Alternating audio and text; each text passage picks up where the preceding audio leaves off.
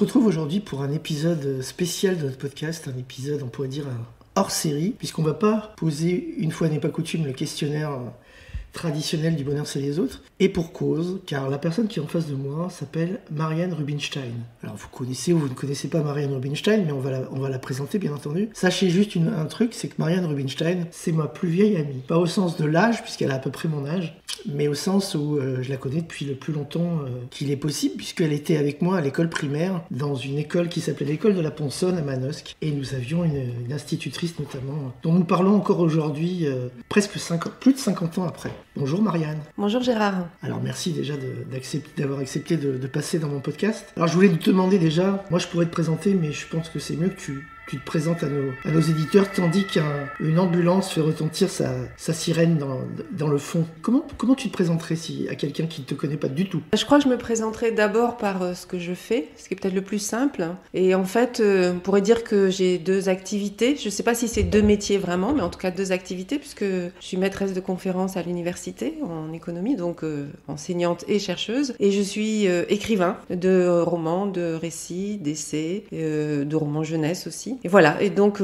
j'essaie de marcher sur mes 2 jambes, ce sont ces 2 jambes-là, l'écriture et l'enseignement, plus que la recherche, je dois dire en ce moment, voilà. Tu te définis par ce que tu fais, et on va après essayer de dire qui tu es aussi. Mon podcast n'étant pas un podcast uniquement existentialiste. Mais si je disais aussi qui j'étais, ou en tout cas d'où je venais, je pourrais dire aussi que je suis sur 2 jambes. Oui, mais on va y venir. Voilà. Mais déjà, pour ce que tu fais, juste pour la partie économique que je connais moins bien que ta partie écriture, puisque j'ai lu, j'allais dire à peu près tout ce que tu as écrit, c'est faux, j'ai lu tout ce que tu as écrit. En tout cas en livre. Tu t'inscris en termes d'économie dans une école précise ou tu es... Non, j'ai été plutôt hétérodoxe et puis dernièrement je me suis intéressée à la question de l'écriture de l'économie, avec l'idée que la manière dont on écrit un article de recherche conditionne le produit de cette recherche. Voilà. Donc j'ai fait des choses comme ça et j'ai fait aussi des essais, moi, d'une écriture alternative de l'économie, au moins 2 fois. Une fois avec une collègue, Isabelle Coupé-Soubéran, où on a essayé d'écrire de l'économie pour les femmes. Et vous avez obtenu un prix pour ça. Et on a obtenu le prix de l'éducation nationale. Alors, c'était pas du tout de l'économie au rabais, mais on sait que les enquêtes montrent que les femmes sont plus réticentes par rapport à la connaissance économique. Et on avait envie de trouver un langage beaucoup plus horizontal, plus complice, plus drôle, plus marrant, plus direct. Donc, on avait essayé de changer la forme. Et puis, j'ai fait un autre essai, là, tout à fait personnel, dans un livre qui s'appelle Détroit, dit-elle, où j'ai essayé de mettre en relation le corps de la narratrice qui va à Détroit, un corps en survie, la ville de Détroit, qui était l'incarnation du capitalisme industriel, qui était elle-même en survie puisqu'elle avait été mise en faillite, et puis que Ford et General Motors étaient aussi en grande difficulté, c'était les années 2010, et puis on était juste après la crise des subprimes, et puis le capitalisme aussi, et la question de la survie du capitalisme. Et donc c'était aussi une façon d'introduire le corps et la subjectivité et le tissu, l'espace dans le savoir économique. J'avais lu ce livre Détroit, dit-elle, que j'avais trouvé excellent, et effectivement tu évoques, puisque c'est autobiographique, tu évoques ce que tu viens de dire, ta survie, tu évoques ta maladie, et ça aussi c'est un point commun qu'on a en commun. Un chouette point commun. Ouais, on aurait préféré ne pas l'avoir, ce point commun. On a ce point commun effectivement du cancer, qui pour ma part s'est rajouté à quelque chose que j'avais déjà avant. Mais voilà, on est là et tout va bien. Bah, exactement.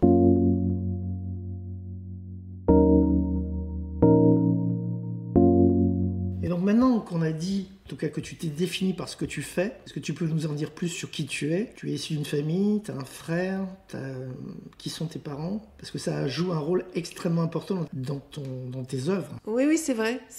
En fait, je suis issue de 2 traditions familiales et de 2 familles très différentes. Donc, du côté de mon père, donc une famille d'origine polonaise, mais en réalité, il n'y a pas de famille, puisque mon père est le seul survivant de sa famille. Donc, à part des cousines éloignées qu'on n'avait jamais vues jusqu'à nos 13 ans, il n'y avait absolument personne. Et une famille adoptive aussi qui l'avait recueilli quand il avait 7 ans et avec laquelle il a traversé la guerre, une famille aussi juive polonaise. C'est la famille Spirglas qui est formidable. D'accord. Et puis après, mon père, bien plus tard, est allé en maison d'enfants au Renouveau. Ouais. Donc il a eu tout un itinéraire d'orphelin de la Shoah, comme on dit maintenant. Donc ça, c'est du côté de mon père, donc avec un sentiment quand même de quelqu'un qui est vraiment tout seul et issu d'un monde complètement englouti. C'était vraiment la vision qu'on avait quand on était enfant. enfants, surtout que, comme tu l'as dit, on vivait à Manosque. Et à Manosque, je ne sais même pas si toi et moi, on savait qu'on était à peu près de la même origine géographique, en tout cas concernant nos parents. Donc on était dans un milieu qui était complètement différent. On ne se rend pas compte, mais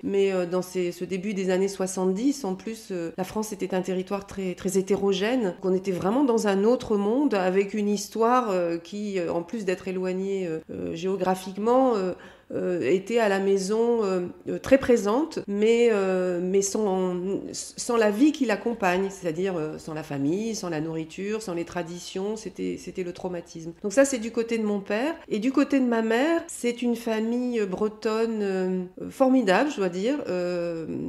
Mes grands-parents parlaient breton et français. Ils parlaient souvent breton ensemble. Ils n'avaient pas fait tellement d'études l'un et l'autre. Je pense qu'ils avaient chacun le certificat d'études. Ils avaient beaucoup travaillé et très jeunes. Et tout le monde était breton, en fait. Mes cousins sont de 2 parents bretons. Il y avait juste une grand-tante dont on disait toujours qu'elle était parisienne. C'était vraiment le truc exceptionnel. Et donc là, il y avait une très grande famille. C'est très chaleureux. Quel coin de la Bretagne ? C'est le Finistère Nord. Donc on peut vraiment tourner vers la mer, au bord de la mer. Et très, très enraciné dans une tradition, quand même, malgré tout. Enfin, c'est des gens qui ont traversé le XXe siècle, mais ma grand-mère conduisait la voiture à cheval pour aller apporter du pain. Mon grand-père avait fait 14-18. Il a commencé à travailler à 10 ans comme apprenti boucher. Ils étaient d'une France d'avant, enfin, et nous, on a été quand même, mon frère et moi, en partie élevés par eux, parce qu'en fait, on était très souvent chez eux, voilà. Un peu Jacques Azélias, quoi.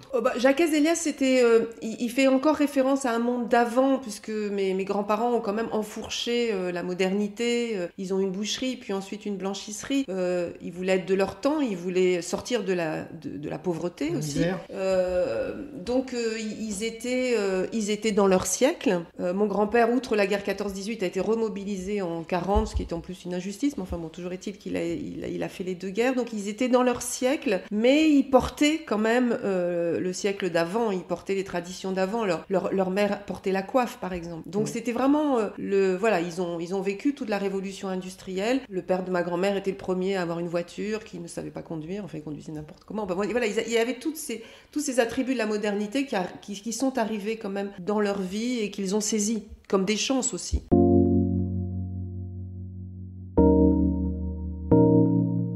Tous les livres que tu as sortis, en tout cas la plupart des livres que tu as sortis, sont directement inspirés par ta famille, par ce que tu as vécu, par l'histoire aussi. La petite histoire avec un petit H qui rejoint la grande histoire avec un grand H. Et j'invite d'ailleurs nos auditeurs à se précipiter sur le dernier ouvrage que tu as sorti qui s'appelle Bord de mer, mais bord de mer, mer écrit M-E-R-E. Superbe jeu de mots pour parler justement de ta mère, puisque dans le précédent tu avais parlé de ton père. Et c'était peut-être pas le précédent, c'était peut-être l'avant-dernier, mais tu parles de manière très, je dirais, bon, c'est extrêmement bien écrit, mais je vais pas faire trop de compliments parce que on va dire oui, c'est parce qu'il est ami avec elle et tout ça. Alors depuis bien longtemps. Depuis bien longtemps. Alors il veut dire du bien. Ouais. Non, je pense que c'est vraiment très bien écrit, mais c'est surtout, en fait, ce dernier livre, La Bord de mer, ça aborde vraiment bien au-delà de votre relation entre mère et fille, puisque tu parles aussi de ta grand-mère, et c'est sur 3 générations un petit peu l'évolution du regard porté sur les femmes et du comportement des femmes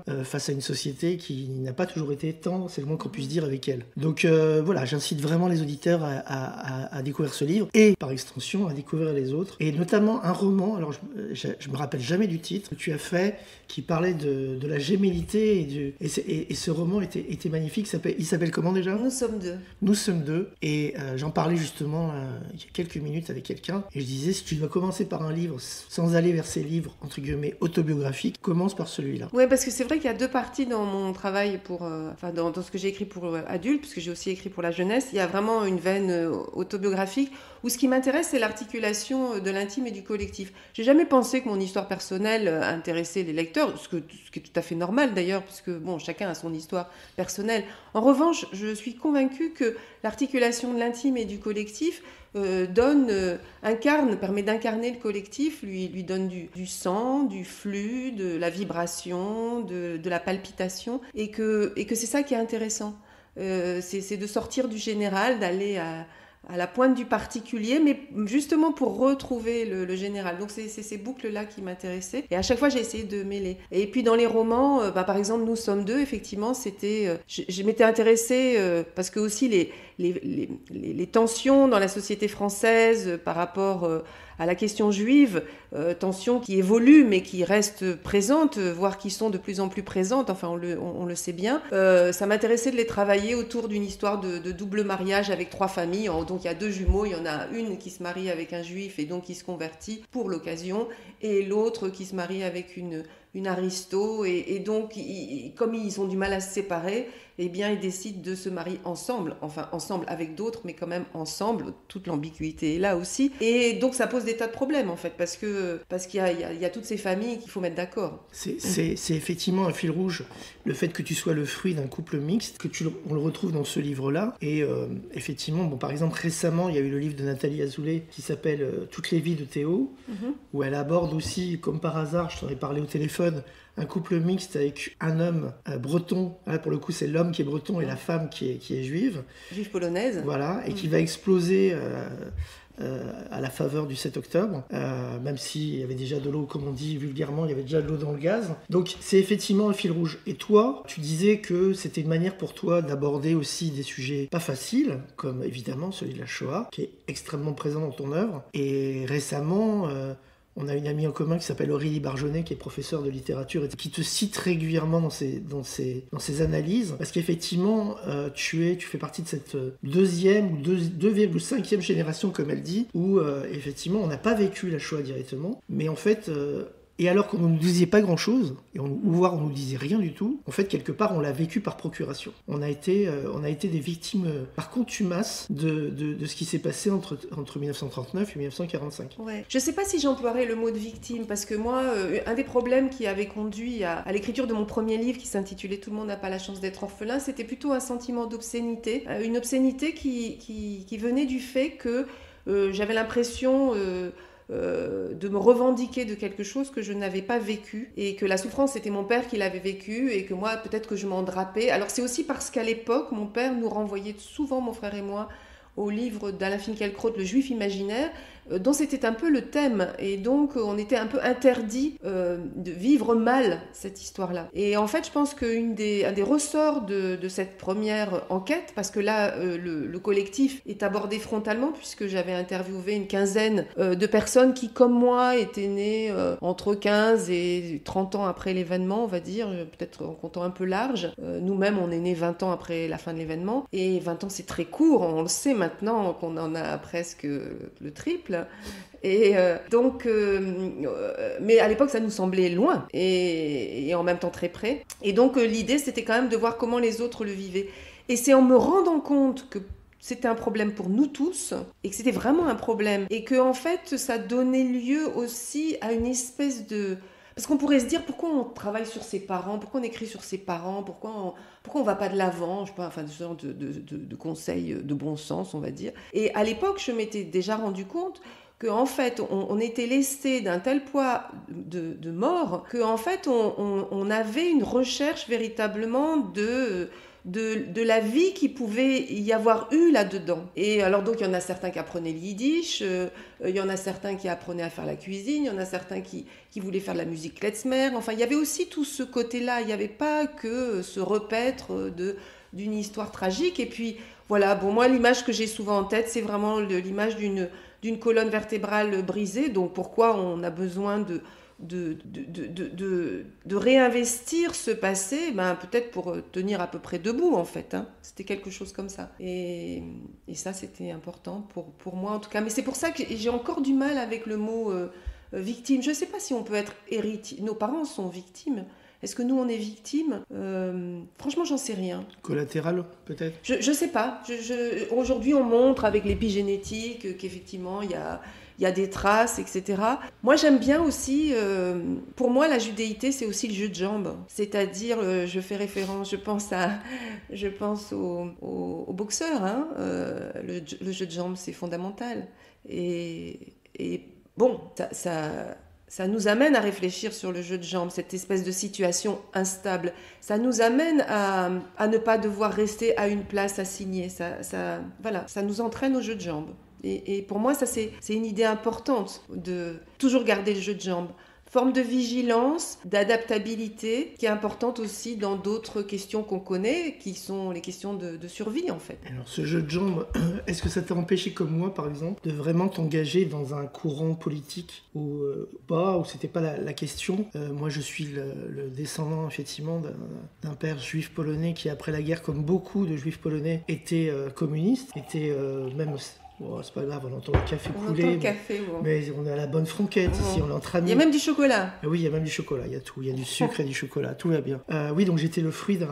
Enfin, en tout cas, mon père, pas ma mère. Mon père était d'origine juive polonaise et, on va dire, survivant de la Shoah, même s'ils n'ont pas connu les camps.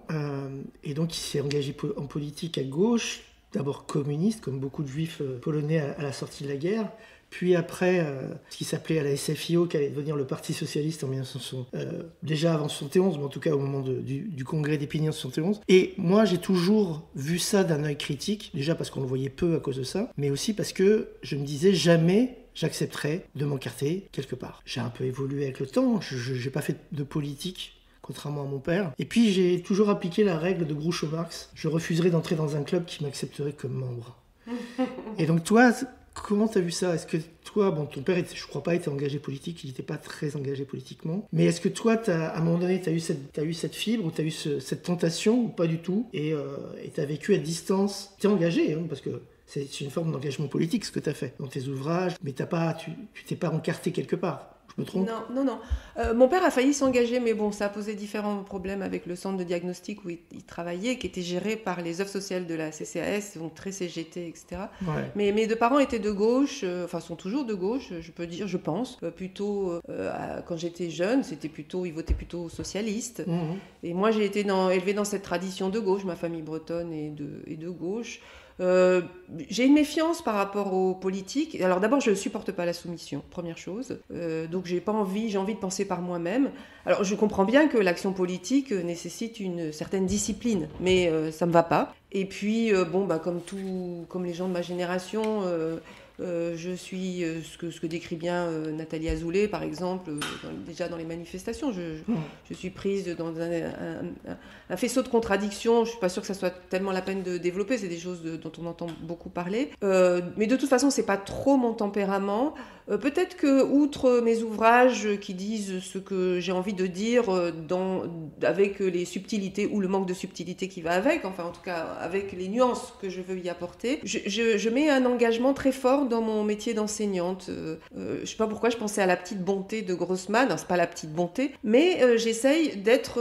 je supporte plus ce mot de bienveillance, donc ça m'énerve, mais donc j'essaye d'être dans une forme de bonté et d'exigence avec mes étudiants. Je leur disais il n'y a pas très longtemps, vous vous êtes tracassés par la note, moi ce qui me tracasse c'est de vous transmettre des choses, c'est ça moi mon problème. Donc voilà, donc je suis dans un service de l'État, et je prends mon travail d'enseignante extrêmement au sérieux, sans distance ni cynisme. Voilà. Et je pense que j'ai une partie de mon engagement qui est là, mais qui n'est pas un engagement encarté, effectivement. Je me sens pas très très bien dans les discours politiques. Bon, puis je suis déçue, très déçue même. Donc bon, je préfère cultiver le jeu de jambes. Mais en tout cas, tu votes. Tu n'es pas une citoyenne dégagée, comme on dit. Non, je vote. Je vote, mais je vote... De plus en plus découragée, peut-être comme moi. Ouais, assez découragée. Oui, assez découragée. Oui, même très découragée.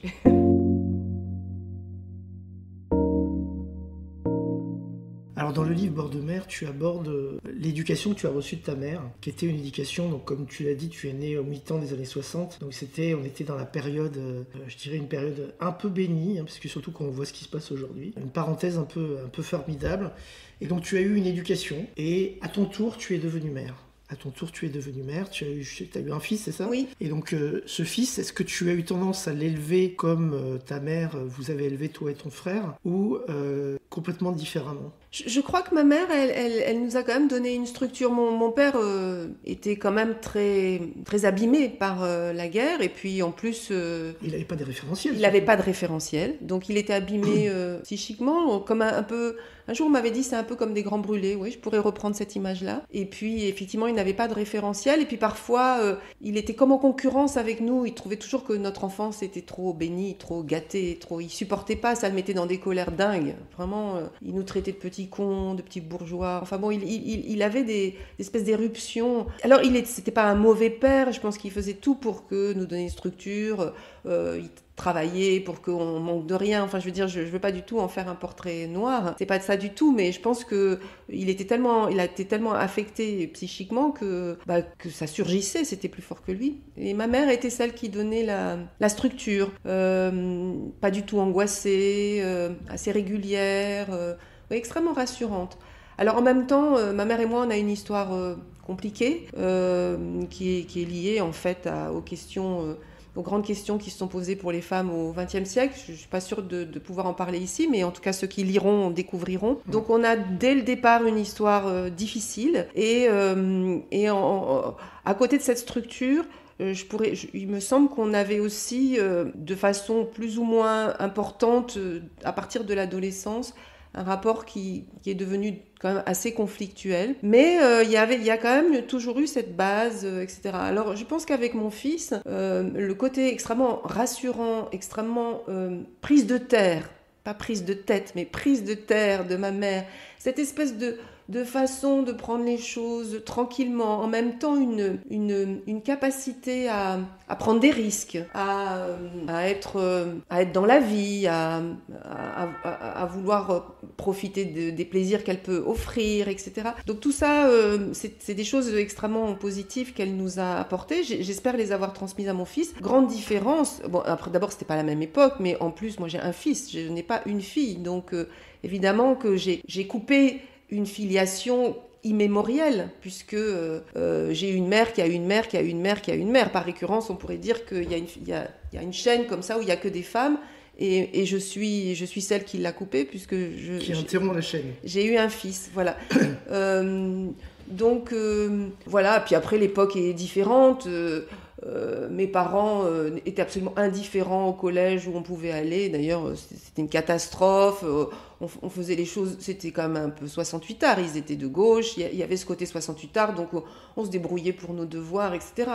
Mon fils a grandi dans une époque où la compétition scolaire était déjà relativement importante. Donc, il est allé dans des établissements publics, mais j'ai toujours veillé à ce que ce soit de bons établissements publics. Là, je suis vraiment la mère prof qui est vigilante sur ces questions-là. Donc voilà, il y a ces petites, mais c'est des différences marginales qui sont des différences d'époque, parce que mes parents étaient aussi vigilants quand même malgré tout sur la question des études. Voilà, donc je sais pas si j'ai été une mère... je dirais que ma mère a quand même d'énormes qualités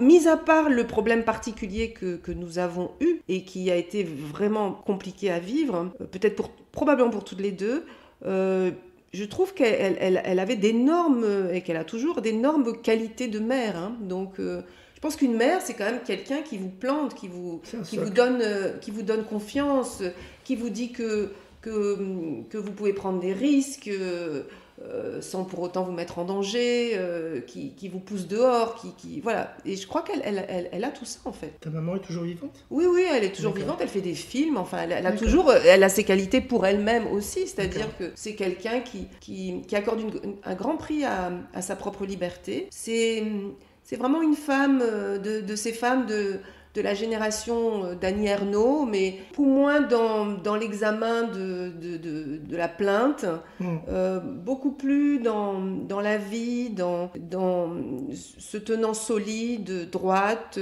qui ne se plaint jamais. Et qui n'est pas dans la revanche sociale, contrairement à la personne que tu viens de citer. Non, qui n'est pas là-dedans, même si socialement c'est très proche. Hein. Ma mère est devenue ingénieure, et puis ensuite, elle a eu un doctorat de mathématiques appliquées, alors que donc ses parents avaient peut-être tout au plus le certificat d'études et étaient petits commerçants. Donc, elles ont exactement le même âge. Donc, elles sont socialement elles ont un itinéraire extrêmement proche, mais effectivement un tempérament complètement différent. Moi, je vais lutter pour le prix Nobel pour la maman de Marianne Rubinstein. Alors, il y a une différence, oui, effectivement, là, il y a une différence récente, puisque moi, j'ai perdu ma mère il y a 1 an. Il y a une autre différence qui est plus ancienne, c'est qu'effectivement, contrairement à toi, j'ai quitté Manosque, j'avais 16 ans. Toi, tu as encore été un certain temps en Provence avant d'arriver à Paris. Moi, je l'ai perdu suite à un deuil, et donc on pouvait plus. Si, on aurait toujours pu, mais on n'est pas resté en tout cas à Manosque, et on est monté en région parisienne. Toi, tu es monté à Paris en quelle année ? Je sais pas, je crois que j'avais 26 ou 27 ans. D'accord, comme ça. donc bien après, une dizaine d'années après Ouais. que moi je sois monté. Et donc moi, ce qui m'intéresse aussi là, peut-être, c'est comment tu as vécu cette espèce de saut quantique. Parce qu'entre Manosque, qui était une petite ville du fin fond de la Provence, à l'époque où j'y habitais, je sais pas combien il y en avait quand tu es parti, mais à l'époque où j'y habitais, il y avait 20 000 habitants. Et c'était pourtant la plus grande ville des Alpes de Haute-Provence, qui s'appelait les Basses-Alpes avant. Donc c'était un saut quantique. On venait d'un endroit au milieu de la nature, où on faisait beaucoup de sport, etc. À un endroit, enfin moi surtout en banlieue, je sais pas où toi t'es arrivé, si tu es arrivé tout de suite à Paris, mais en tout cas moi je suis arrivé en banlieue, et c'était sordide. Je me rappelle encore appeler ma mère, notamment le premier jour où je suis descendu dans le métro, j'ai appelé ma mère d'une cabine, puisqu'à l'époque il n'y avait pas de téléphone portable, et je lui ai dit, maman, on va pas pouvoir rester là. Elle m'a dit, mais pourquoi on va pas pouvoir rester là? Je lui ai dit, mais parce que les gens font la gueule, ils ne se parlent pas, il n'y a pas de vie ici. Et voilà, donc toi, bon, après avoir parlé de moi, c'est le sujet qui m'intéresse le moins. Comment toi t'as vécu ce saut quantique entre la Provence et Paris? Mais en fait, j'ai une expérience inverse à la tienne, parce que moi, je suis née à Paris, et mes presque 7 premières années, je les ai vécues à Antony. Mais je suis née aussi à Paris, mais Ouais. par contre, je suis descendu à 6 mois. Ouais. Et du coup, moi, c'est l'inverse, c'est-à-dire que nous, on vivait dans une cité qui s'appelait la cité La Fontaine, on était complètement autonome à 4 ans, on pouvait descendre jouer quand on voulait, j'avais ma copine qui habitait au 3e étage, et mes parents, rêvant d'une vie probablement complètement différente, sont arrivés à Manosque en ne voyant pas du tout l'intérêt de se regrégariser, et donc on a d'abord vécu en Durance dans une maison qu'on louait, et ensuite on est parti dans une maison complètement isolée à 7 km de Manosque. J'avais 10 ans et c'était quand même la grande solitude. Mon père nous disait toujours que ça allait nous permettre d'avoir une vie intérieure très riche. Je pense que ça nous a permis d'avoir une vie intérieure très très riche. On sait... mais c'était pas facile. Moi, je rêvais de la ville, en fait. Enfin, c'était pas facile, il faut pas non plus exagérer. On n'a pas du tout une enfance dramatique. Mais cet isolement, ce grand isolement, dans la toute petite cellule familiale avec les tensions qu'il pouvait y avoir, moi, j'ai trouvé ça assez pénible. Et donc, à 17 ans, je suis partie à Lyon, puisque j'ai commencé par une école d'ingénieur, l'INSA, ça s'appelait. Enfin, ça s'appelle toujours. Et puis après, Aix, Marseille. Alors, c'est vrai que je me rappelle que, enfin, le sud, le ciel est beau, il est bleu, voilà, tout ça. J'ai eu une nostalgie pendant un certain temps. Ferrer, tout ça. Voilà. J'ai eu une nostalgie pendant un certain temps de cette douce vie du sud. Mais je me suis toujours mieux acclimatée au tempérament. Je ne sais pas si on ne peut pas dire un tempérament des gens. Les gens n'ont pas de tempérament. Enfin, je veux dire, on ne peut pas dire à Paris, il y a un tempérament. De toute façon, Paris est fait d'un agglomérat de gens qui viennent d'un peu partout. Mais à Manosque, ce que je peux dire à contrario, c'est qu'à Manosque, j'avais du mal à perdre mon accent parisien. J'avais du mal à m'adapter. Manosque est une ville compliquée. Ça paraît être la petite ville de Provence absolument parfaite. Et en réalité, là aussi, c'est un drôle d'agglomérat entre les Provençaux, qu'on pourrait dire de souche, tous les ingénieurs et techniciens qui sont arrivés du fait de l'installation de Cadarache. C'est comme ça qu'on est arrivé. Voilà, Voilà, il y avait aussi le camp Harki, plus tous les immigrés du centre-ville, plus la mafia marseillaise. Et les Corses. Les Corses, et puis moi les Corses je m'en souviens pas trop, mais le côté ville ouverte aussi, donc avec des repris de justice, et tout ça faisait une espèce d'atmosphère assez violente en réalité, avec des gens qui se mélangeaient pas si bien que ça, ou alors quand ils se mélangeaient, comme dans le collège où moi j'étais, qui était le mauvais collège de la ville, c'était assez éruptif et violent. Il y avait des filles qui arrachaient les boucles d'oreilles comme ça. Enfin, c'était pas la douce vie provençale, provinciale, telle qu'on peut la fantasmer. C'est une ville intéressante, vraiment. Et mes parents n'avaient pas du tout envie de se mettre dans la communauté qui aurait été la leur. Et donc, on est parti complètement ailleurs. Donc, dans cette maison... tout en verre, d'architecte, au milieu de nulle part. Au début, il n'y avait pas d'eau sur le terrain. Je ne sais même pas s'il y avait de... Enfin, en tout cas, pendant certains temps, je me souviens qu'on avait des jerrycans, et puis finalement, on a trouvé de l'eau. Mais la maison était déjà construite, enfin, donc c'était un petit peu... de l'eau. Oui, non, mais c'est vrai, c'est on a fait Marianne un des puits. Sources. On a fait un puits. Ils ont fait un puits parce qu'au début, ils avaient fait un forage qui ne marchait pas. Ouais. Et voilà, c'était... Bon, la maison était, cela dit, assez très confortable. C'était à Mais voilà. Saint-Tulle, c'est ça? À Sainte-Tulle Non, non, c'était à Pierre-Vert, mais Pierre-Vert. en pleine campagne, une maison quand même très, très, tout en verre, sur un terrain absolument pas grillagé. C'était un peu bizarre. Quand tu faisais tes surprises parties, tu m'invitais pas alors parce que je suis jamais venu. Mais j'en ai jamais fait de surprise partie parce que mon frère en a fait une, ça a tourné à la catastrophe. Ça a tourné à la catastrophe et moi, j'en ai pas faite. Ouais. On a passé plusieurs jours à tout nettoyer, c'était un peu compliqué. Effectivement, Manosque était une ville spéciale, était une ville aussi d'une Provence qui n'est pas du tout celle qu'on voyait dans les films de Pagnol et les films de Fernandel et compagnie. C'est-à-dire une Provence très, très secrète, avec des gens qui donnent pas leur amitié facilement et qui n'invitent pas. Et il faut se souvenir que il y a le fait divers de l'immédiate après-guerre est à l'image de ça, c'est l'affaire Dominici qui s'est passée à une quinzaine de kilomètres à vol d'oiseau de là où on habitait. Et donc l'affaire Dominici, je rappelle, c'est un couple britannique et une jeune fille, leur enfant, qui sont retrouvés assassinés sur le bord d'une route. Et on soupçonne une famille qui vivait juste à côté dans une maison d'origine italienne, comme son nom l'indique, Dominici. Et avec beaucoup de secrets de famille. C'était vraiment le fait divers de l'époque, qui n'a jamais d'ailleurs été vraiment résolu. Et une des Dominici travaillait avec mon père. Ah d'accord. Oui. On était quand même au milieu de gens incroyables, c'est-à-dire qu'il y avait des noms connus que moi j'ai eu au collège. J'étais pas dans le mauvais collège, contrairement à toi, j'étais dans le bon collège. Et j'avais dans ma classe la fille de Jean Giono, qui était l'écrivain du coin. Elle s'appelait Durbé, puisque c'est... La petite fille, non ? La petite fille, pardon, ouais, je dis la fille. La fille d'Aline Durbé, qui était Aline Giono, qui est toujours Aline Giono, je crois qu'elle est vivante encore. Et donc j'avais sa fille, donc Agnès, dans ma classe.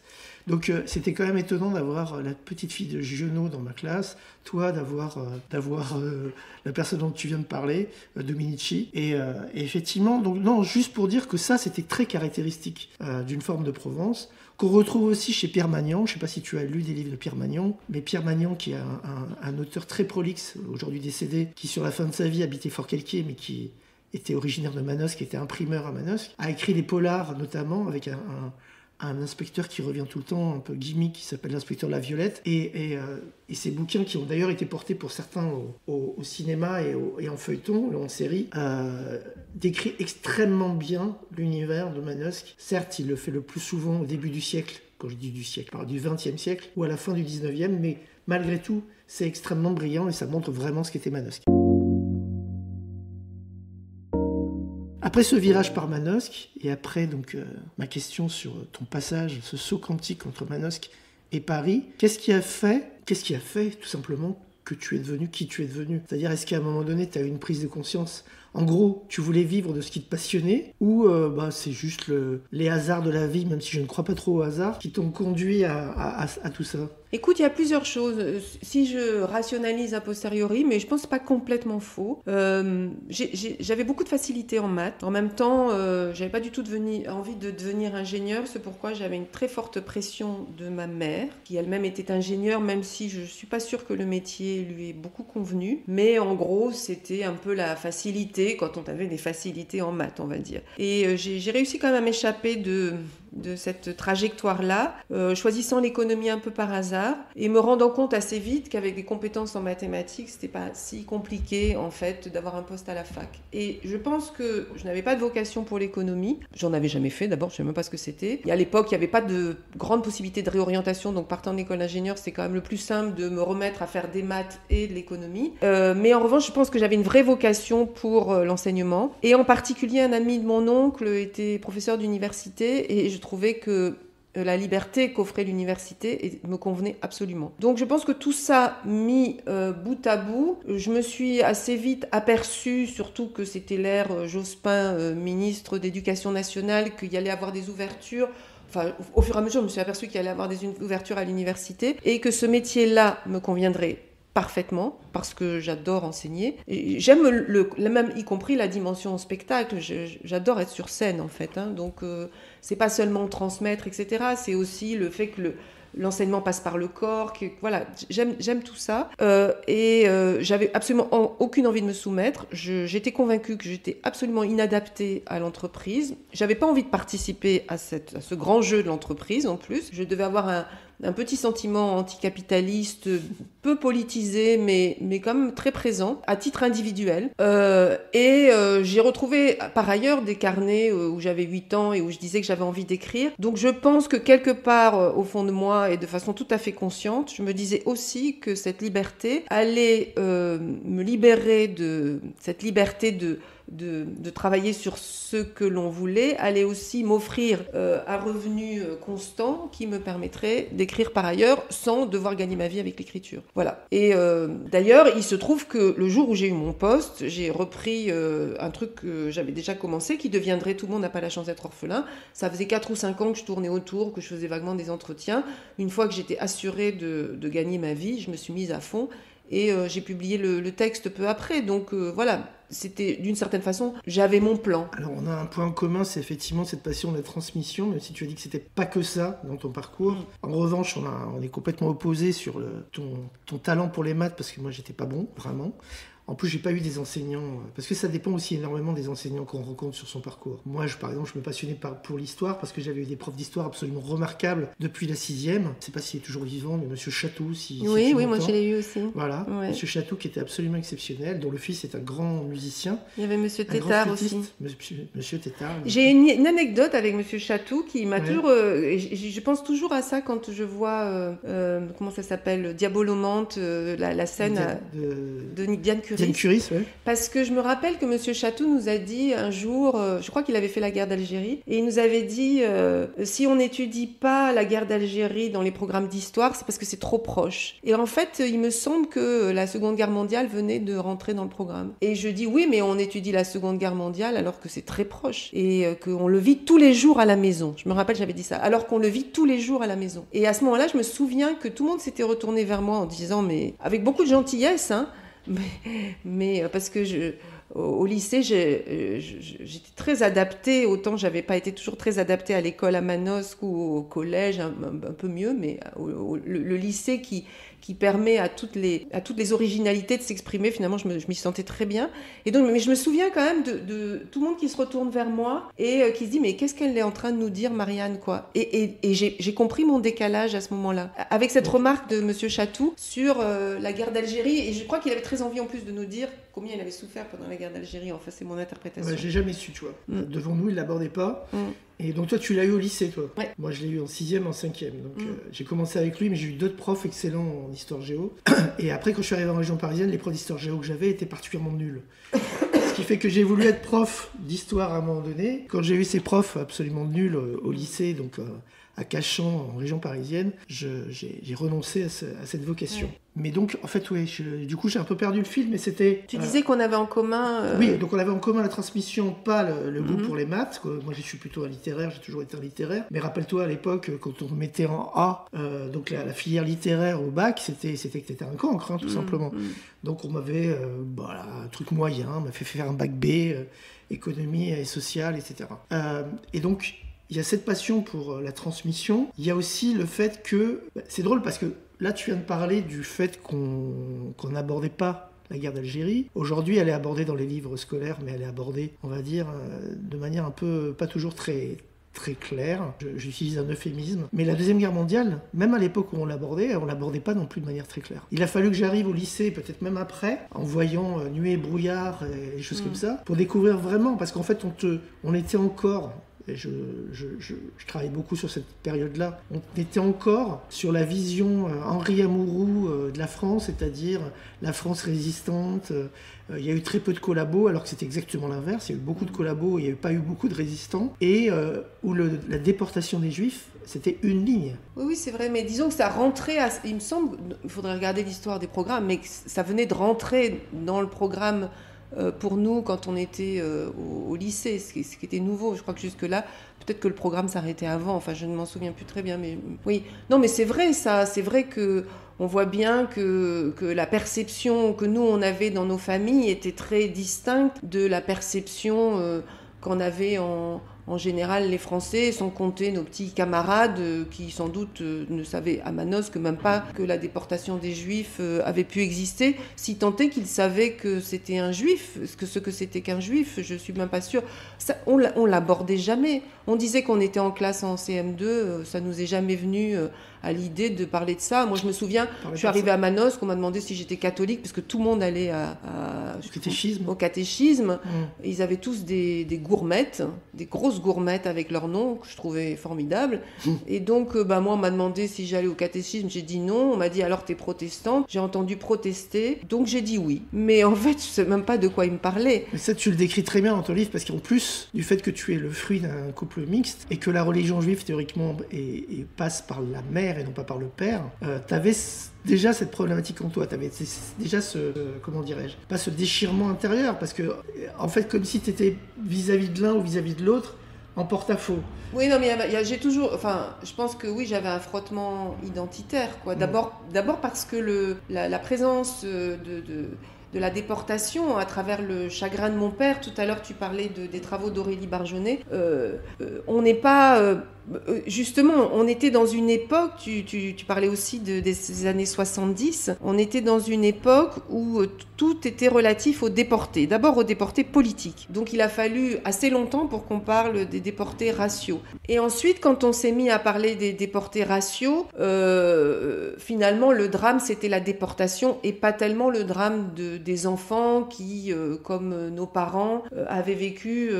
des scènes absolument tragiques. Mon père a été en prison, sa mère s'est agenouillée pour que quelqu'un le prenne. Enfin bon, il a vécu des scènes à 6 ans absolument insupportables. Voilà, mais c'était pas pris en compte. Ce qui était pris en compte, c'était la déportation. Or, certes, nous avons enfin moi en tout cas, j'ai des grands-parents déportés, des grands-oncles, des grandes-tantes déportées, enfin peut-être 40 personnes de la famille déportées. Mais ce que j'ai vécu moi enfant, c'est la souffrance de mon père. C'est pas tellement la déportation de ces gens-là. Et c'était lui qui arrivait le soir, cette angoisse qu'il avait, cette relation à la mort. C'était ça que l'on vivait. Donc c'était tellement présent que ça ne pouvait pas ne pas être pris en compte dans l'identité que je me construisais, mais en même temps, effectivement, il n'y avait pas de contenu identitaire autre que ça, et en même temps, j'ai un nom qui me désigne formidablement, que je n'ai jamais voulu quitter en me mariant, mais bon, Lévy Cohen peut-être désigne un peu plus, mais je suis même pas sûre. Rubinstein, je crois que c'est à peu près évident pour tout le monde. Peut-être que les gens te demandent si tu fais bien du piano, peut-être. Ouais, mais plus personne se souvient d'Arthur Rubinstein. Ah, c'est faux. Ouais, pas beaucoup. Et voilà. Et en même temps, il y avait toute cette famille bretonne, mais assez fréquemment. Enfin, il y avait la colo, mais il y avait aussi une cousine. On me disait, bah non, t'es pas bretonne, donc voilà. Et en plus, on vivait dans une ville, parce que tu as parlé tout à l'heure de manière extrêmement brillante et précise, comme d'habitude, de cette espèce de melting pot un peu explosif qu'il y avait à Manosque. Mais Manosque avait été une ville où il y avait beaucoup de juifs jusqu'au XIVe siècle. Et quand on y habitait, il y avait quelques familles juives, mais très peu. Il n'y avait pas de communauté juive, il n'y avait pas de synagogue. Il y avait pas de... Et elle ne s'identifiait jamais comme telle. Voilà. Et par contre, il y avait un antisémitisme typique de là-bas, très provençal, qui remontait justement à ces temps immémoriaux où à l'époque les évêques, dans des pogroms qui ne doivent rien à ce qu'ont vécu les Israéliens le 7 octobre, envoyaient les paysans du coin aller buter, aller assassiner des Juifs au moment de la Grande Peste, etc.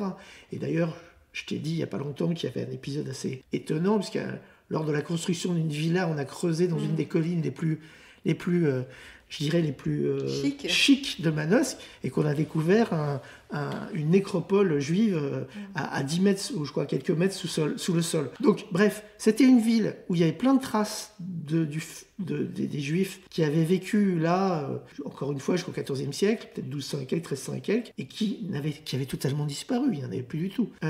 Et donc ça donnait aussi un aspect incroyable, c'est-à-dire que nous, je ne sais pas comment vous l'avez vécu, mais peut-être moins que nous, parce que ma mère était pratiquante quand même. Elle était pratiquante.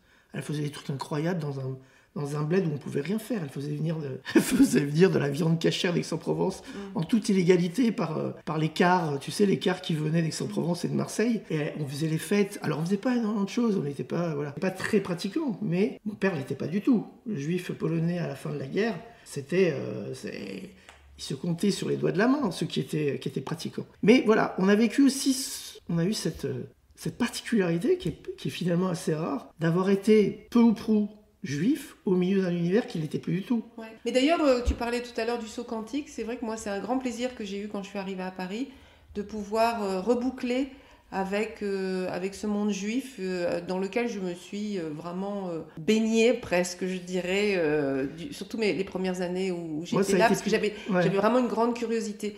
Nous, d'un point de vue culinaire, parce que effectivement, il n'y avait absolument pas de religion à la maison, il y avait juste les cornichons, qu'on disait les cornichons juifs. À chaque fois que mes parents allaient à Paris, ils rapportaient les cornichons juifs. Et puis, peut-être, il y avait le foie haché que venait faire le vieux monsieur Cartman à la maison. Donc, il y avait quelques éléments culinaires. Et puis, au moment de l'attentat de la rue Copernic, il y a eu un coup de fil anonyme très menaçant, disant qu'on allait plastiquer notre maison. Ce que j'ai appris un peu par hasard, parce que mes parents ne m'en avaient pas parlé, mais une infirmière du centre où travaillait mon père l'avait dit à sa fille, qui me l'a dit, donc c'est comme ça que je l'ai su. Mais voilà, il y avait ce genre de choses et beaucoup de méfiance. Aussi, quand j'étais plus jeune, les copines n'avaient pas le droit de venir à la maison. Mais franchement, je ne peux pas l'attribuer à de l'antisémitisme. On était quand même très différents et c'est peut-être juste la différence qui faisait ça.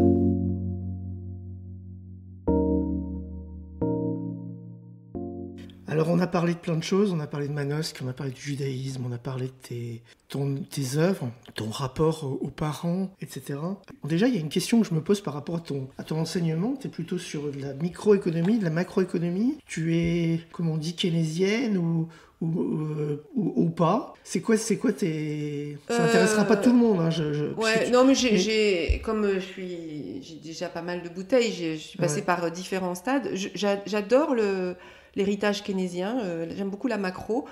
Aujourd'hui, j'enseigne à la Sorbonne à des étudiants de langues étrangères appliquées, donc en 3e année, 4e, 5e année, enfin en Master 1, Master 2. Et ce sont des étudiants qui maîtrisent mal la formalisation mathématique, or en économie, il y en a beaucoup. Donc en fait, ce que je fais, c'est que je pars de l'actualité, et à partir de l'actualité, je leur explique les concepts. Et ces concepts, ça peut tout à fait être la théorie keynésienne, qui a quand même connu un renouveau substantiel après la crise de 2008, ça peut être de la micro, ça peut être de l'économie industrielle, de la finance, qu'est-ce que c'est qu'une obligation, qu'est-ce que c'est qu'une action, etc. Mais à chaque fois, je pars de l'actualité. Je fais un cours aussi de macro en Chine, un cours sur le risque pays à Abu Dhabi, un autre cours d'économie internationale à Abu Dhabi. Donc voilà, donc j'ai des cours extrêmement divers. En fait, j'en ai 7. Donc je ne pourrais pas te dire, tiens, je fais que ça, etc. Je ne suis pas dans une faculté d'économie. Et donc ça suppose un enseignement extrêmement plaisant pour moi, mais en tout cas, ça suppose un enseignement différent qui se trouve être extrêmement plaisant pour moi parce que c'est une gageure intéressante de les amener à l'économie et de leur expliquer sans mettre d'équations au tableau, sauf pour les étudiants chinois qui supportent très bien les équations. Sachant qu'en général, ceux qui sont des matheux comme toi aiment plutôt la micro que la macro. Moi, moi j'ai toujours aimé la macro, beaucoup plus que la micro. Je l'ai vécu parce que j'ai fait Dauphine, figure-toi. J'ai beau dire que je suis littéraire et que j'aurais adoré faire Cagne, Hippocagne et compagnie. J'ai fait Dauphine et crois-moi que mon niveau en maths était tellement lamentable que ça a été très très dur, surtout les premières années. Non, la micro m'a toujours semblé être une simplification telle de la réalité que ça ne m'intéressait pas beaucoup. La macro m'a toujours beaucoup plus intéressée. Et puis Keynes, parce que j'ai écrit un livre là-dessus, enfin un roman qui s'appelle Le journal de Yael Kopman. Keynes est une personnalité que j'ai toujours adorée. Probablement parce que... Très méconnu en France, John Maynard Keynes. Ouais, enfin bon, c'est un des plus grands économistes du XXe siècle, puis c'était l'ami de Virginia Woolf, et puis c'était lui qui représentait le Royaume-Uni à la conférence de Bretton Woods, c'était lui qui était déjà là lors du traité de Versailles pour négocier.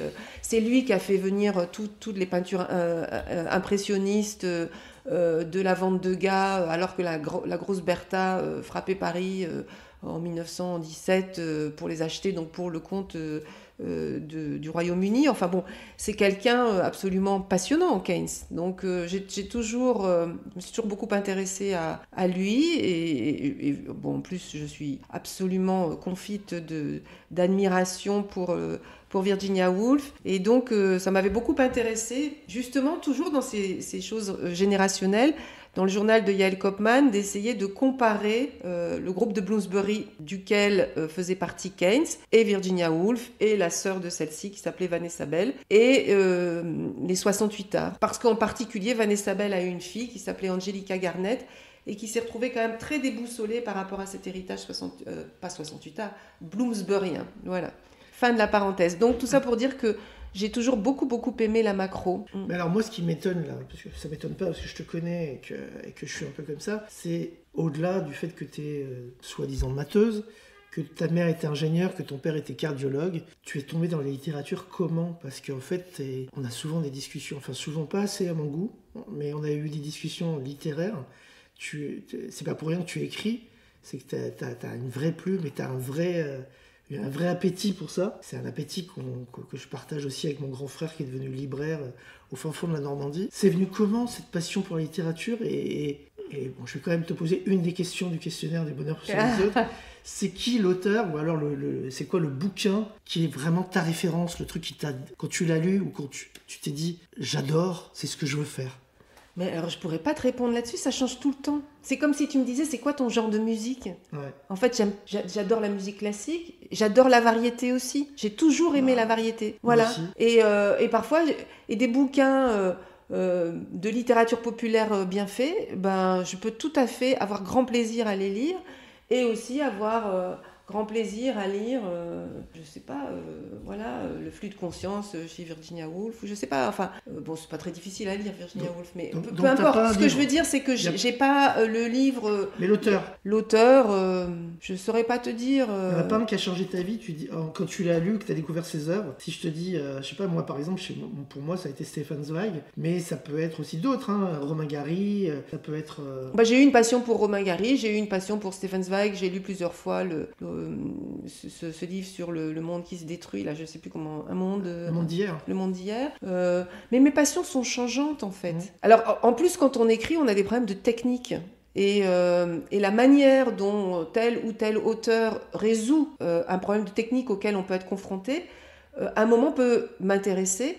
En ce moment, par exemple, ça fait plusieurs livres que je lis en anglais parce que je devais enseigner en anglais. Et comme me lire en anglais me demande plus d'efforts, en fait, je suis plus attentive à la technique qu'elles utilisent, parce que je trouve que c'est deux auteurs. En ce moment, j'aime beaucoup Anne Patchett, par exemple. Et ça m'intéresse beaucoup de regarder, c'est une autrice américaine, comment elle fait. Et c'est vrai que le ralentissement occasionné par la lecture en anglais me conduit à regarder plus attentivement sa technique. Donc en fait, j'ai eu une grande passion pour Virginia Woolf, mais pour son journal en particulier, mais aussi parce que parce que j'ai écrit deux faux journaux intimes, ce qui reboucle sur la question de comment trouver, par exemple dans un journal intime, tu peux pas dire machin qui m'avait dit il y a 3 jours, tu peux pas présenter les personnages à ton lecteur ou à ta lectrice, puisque c'est censé être ton journal, donc ça n'a aucun sens. Donc comment tu vas régler ce problème technique de ne pas pouvoir présenter, contrairement à une narration plus classique, je sais pas, si on regarde le début de Madame Bovary, Charles Bovary, le personnage il est présenté, il y a son histoire de chapeau, enfin je me souviens plus exactement, mais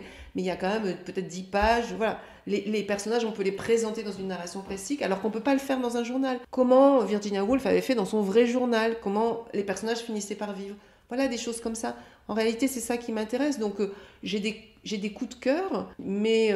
Tu m'as pas répondu comment tu es tombée là-dedans. Alors, comment je suis tombée... Tes parents, ils lisaient beaucoup ? Ouais, il y avait beaucoup de livres à la maison, mes parents lisaient beaucoup. Moi, j'étais toujours en manque de livres. Donc, ma mère, quand elle allait à Paris, puisque on parlait de Manosque tout à l'heure, il n'y avait pas de librairie à Manosque pendant très longtemps. Il y a eu Gibert plus tard. Non, mais il y avait... comment ça s'appelle ?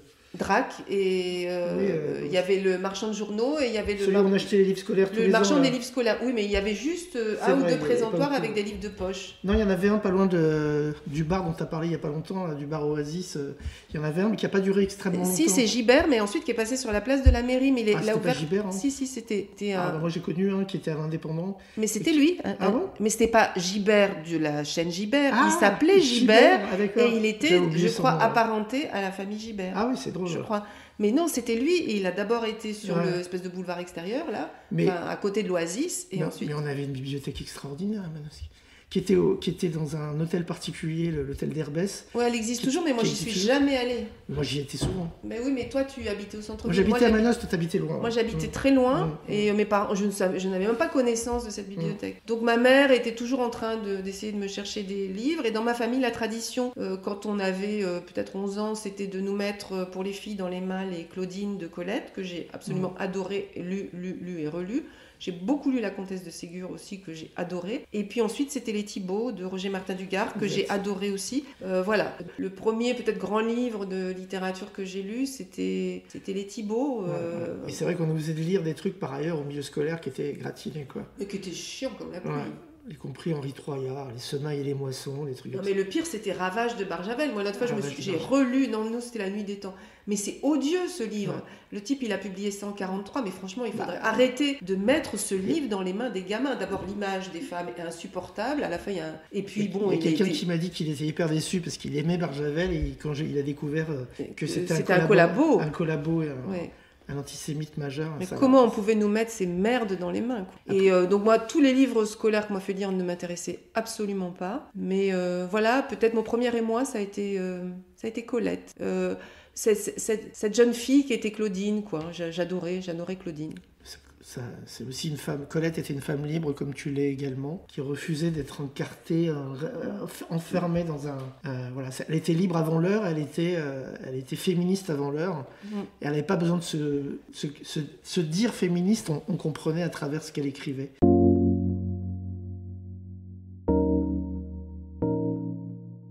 Écoute, on a fait une belle discussion. On pourrait discuter encore comme ça pendant des heures, mais je pense qu'effectivement, tout à l'heure tu m'as dit, quand j'ai arrêté l'enregistreur, tu m'as dit, mais on n'est pas trop long, on risque pas j'ai peur d'ennuyer toujours, nos auditeurs. voilà, exactement. Mais je voulais dire sur l'écriture, peut-être juste rajouter ça.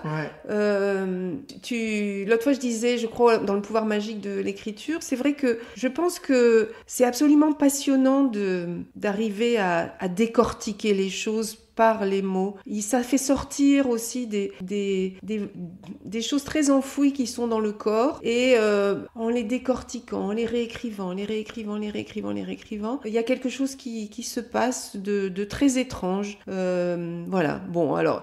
Je vais pas arriver avec tout l'arsenal de, je sais pas quoi, l'écriturothérapie, ou je sais pas quoi, c'est pas ça que je veux dire, mais tout y est, quoi, la musique des mots, l'esthétique. Si, justement, il y a un truc que j'ai oublié de te demander avant qu'on conclue et qu'on dise au revoir à nos auditeurs, c'est, moi, j'écris moins que toi de la prose, mais j'écris beaucoup de poèmes et même maintenant des chansons. Est-ce que toi, tu t'es déjà essayé à la poésie ou pas du tout ? Non.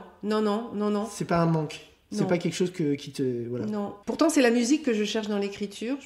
Je pense plus que l'image visuelle. Le son est extrêmement important. Mais le poème n'est pas ma forme. Trop court, tu dirais ? Je pense que peut-être pour moi, ce que je cherche, c'est l'alliage du concept ou de l'histoire et de la musique, des mots. Et donc, ça nécessite des formes plus longues, moins immédiates, en fait. Parce que justement... j'aime bien désarticuler des choses, les essayer, etc. Or, le poème, c'est l'immédiateté, comme dans le haïku. C'est Roland Barthes qui disait, c'est le c'est ça. Pas toujours. Enfin, moi, ce que j'aime dans le poème, c'est le c'est ça, quoi. Ouais. C'est-à-dire, c'est tout d'un coup, on y est, quoi. Ouais. Voilà. Je pense toujours, le haïku, l'autre fois, je disais ça, les pieds sur un mur frais, l'été, c'est ça, voilà.